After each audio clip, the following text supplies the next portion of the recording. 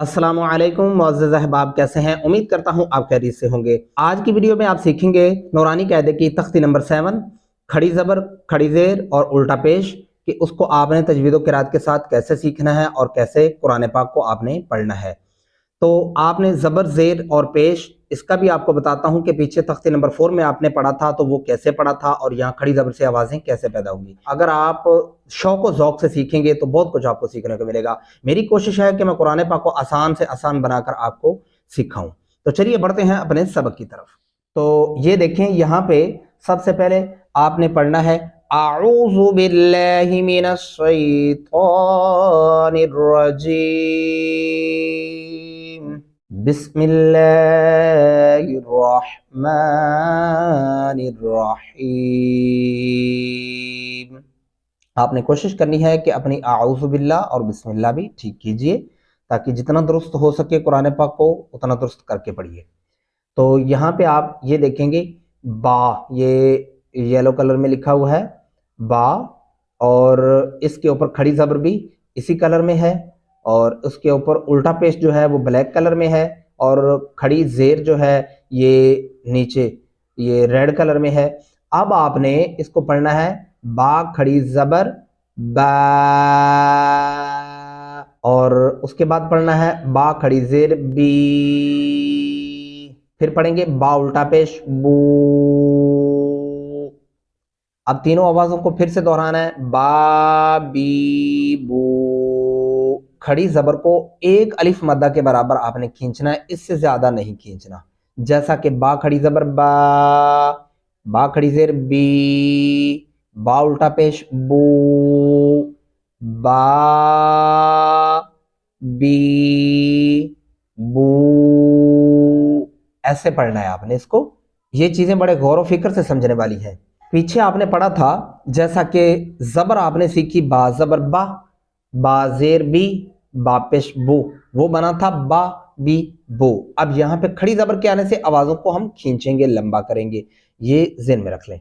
आगे पढ़ेंगे या खड़ी ज़बर या, ये वाला या खड़ी ज़ेर ये, या उल्टा पेश यू, या ये यू। आगे पढ़ेंगे रॉ खड़ी ज़बर रॉ, रॉ खड़ी ज़ेर री, रॉ उल्टा पेश रू, रॉ री रू। यानी आगे कुरान पाक को सीखते हुए या आगे कायदे में जहां भी खड़ी ज़बर इस्तेमाल होगी वहां पे आपको लफ्ज़ को खींचना होगा, आवाज़ को लंबा कर देना होगा। ज़बर होगी तो फिर उस आवाज़ को लंबा नहीं करेंगे। आगे पढ़ेंगे मीम खड़ी ज़बर मा, मीम खड़ी ज़ेर मी, मीम उल्टा पेश मू, मा मी मू। आगे पढ़ेंगे लाम खड़ी ज़बर ला, लाम खड़ी ज़ेर ली, लाम उल्टा पेश लू, ला ली लू। वाव खड़ी ज़बर वा, वाव खड़ी ज़ेर वी, वाव उल्टा पेश वू, वा वी वू। आगे आएंगे नून खड़ी ज़बर ना, नून खड़ी ज़ेर नी, नून उल्टा पेश नो, ना नी नो। आगे पढ़ेंगे हमज़ा, इसको सीने से आवाज़ निकलती है, भारी आवाज़ हमज़ा। हमज़ा खड़ी ज़बर आ, हमज़ा खड़ी ज़ेर ई, हमज़ा उल्टा पेश ऊ, आ ई ऊ। यहाँ पे एक बात आपने बड़ी काबिल गौर समझनी है कि हमज़ा पढ़ते हुए शायद आपके ज़हन में आ रहा होगा कि इसकी आवाज़ तो बनेगी हा ही हु, नहीं, हमज़ा जो है ये अलिफ की आवाज़ देता है, सेम आवाज़ देते हैं। हा खड़ी ज़बर हा, ये दो आंखों वाला भारी हा जो मोटी आवाज़ से निकलता है सीने से, हा।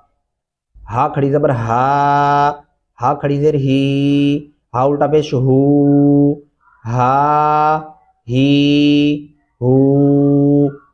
आगे आइन, गले से अदायगी करेंगे इसकी, आइन खड़ी ज़बर आ, आइन खड़ी ज़ेर ई, आइन उल्टा पेश ऊ, आ ई ऊ। आगे पढ़ेंगे हा खड़ी जबर हा,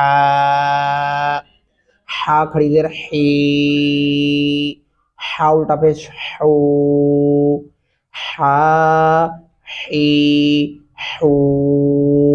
आगे पढ़ेंगे गैन खड़ी जबर गौ, गैन खड़ी देर गी, गैन उल्टा पेश गू, गौ गी गू। अब हम नीचे आएंगे, अगले पेज पे चलेंगे, पेज नंबर 12 होगा। आपने ये बातें ज़हन में ज़रूर रखनी है ताकि आपको सबक ढूंढने में आसानी हो जाए कायदे पे। यहाँ पढ़ेंगे ख्वा खड़ी जबर खौ, ये देखें ख्वा ग्रीन में है और उसका खड़ी जबर भी ग्रीन में है। उसके बाद नीचे कलर चेंज हो गया खड़ी जेर पे, तो इसको पढ़ेंगे खा, खा खड़ी जेर खी, खा उल्टा पेश खू, खा खी खू। ता खड़ी जबर ता, ता खड़ी देर ती, ता उल्टा पेश तू, ता ती तू। आगे पढ़ेंगे सा खड़ी जबर सा, तलफ़्ज़ात को आपने बहुत ध्यान में रखना है। जैसा कि आपने पीछे पढ़ा था सा, नरमी से दोनों दांतों के दरमियान में जबान आती है, तो हम इसको पढ़ेंगे सा। जीम खड़ी जबर जा, जीम खड़ी देर जी, जीम उल्टा पेश जू, जा जी जू। दाल खड़ी जबर दा, दाल खड़ी देर दी, दाल उल्टा पेश दू, दा दी दू। जाल खड़ी जबर जा, जाल खड़ी देर जी, जाल उल्टा पेश जू, जा जी जू। इसको सख्ती से अदा करेंगे, जैसा कि जा, सख्ती से दांतों को बंद करके पढ़ेंगे। जा खड़ी जबर जा, जा खड़ी देर जी, जा उल्टा पेश जू, जा जी जू। आगे पढ़ेंगे सीन खड़ी जबर सा, सीन खड़ी देर सी, सीन उल्टा पेश सू, सा सी सू। यानी आपको दोबारा उन्हीं आवाज़ों को दोहराना होगा ताकि आपको आसानी रहे। आगे पढ़ेंगे शीन खड़ी जबर शा, शीन खड़ी देर शी, शीन उल्टा पेश शू, शा शी शू।